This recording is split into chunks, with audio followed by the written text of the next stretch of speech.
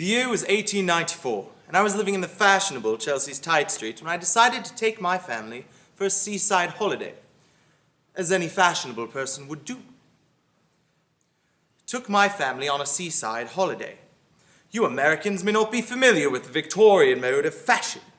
Why, fashion in Britain is tied to civility, which appears to be a peculiar notion in the States. America is the only country that went from barbarism to decadence without civilization in between. Fashion is a form of ugliness so intolerable that we have to alter it every 6 months. Take my own appearance, for example, on my tours to America. When I first arrived in 1882, I dressed in ordinary clothing rather than in my knee breeches. How terribly disappointed they were, as they expected Oscar Wilde and got me. Are you not Oscar Wilde, you ask?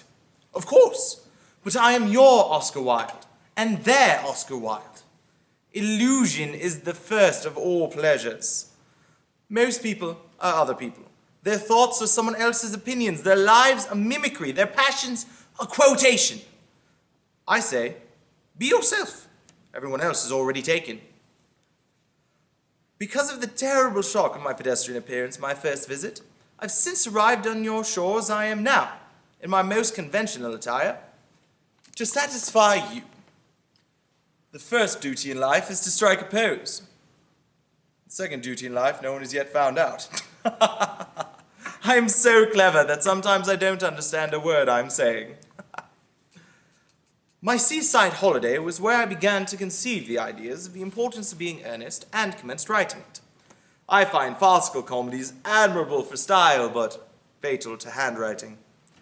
I decided upon a comedy that lampooned the truths and morality of Victorian society by centering the action around two men living a lie.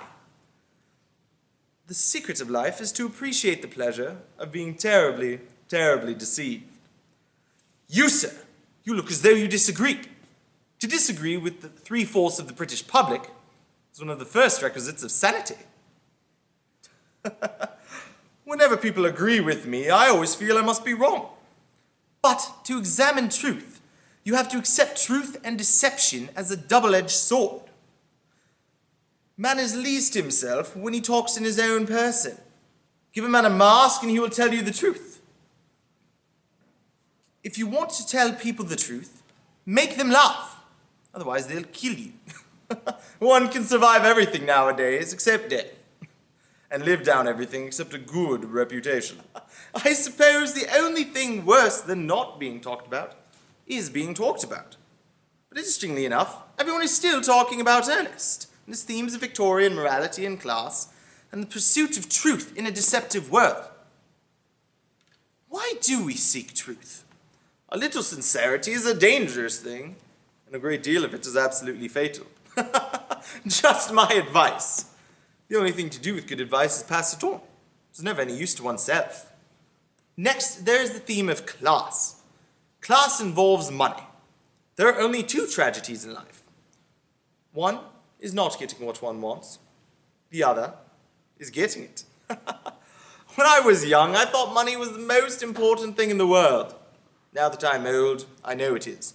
Genius is born, not paid.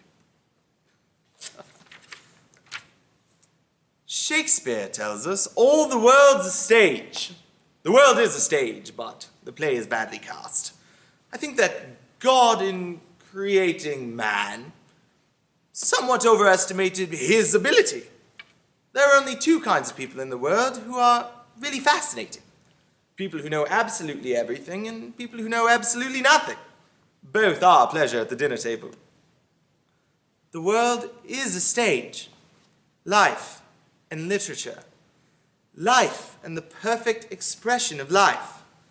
The principles of the former, as laid down by the Greeks, we may not realize in an age so marred by false ideals as our own. Principles of the latter, as they laid them down, are in many cases so subtle that we can hardly understand them. Recognizing that the most perfect art is that which fully mirrors man in his infinite variety. They elaborated the criticism of language, considered in the light of the mere material of the art, to a point to which we, with our accentual system of reasonable or emotional emphasis, can barely, if at all, attain. But one can dream. Yes, I am a dreamer, for a dreamer is one who can only find his way by moonlight. But his punishment is that he sees the dawn before the rest of the world. So now I will step aside to allow you to dream. The importance of being earnest.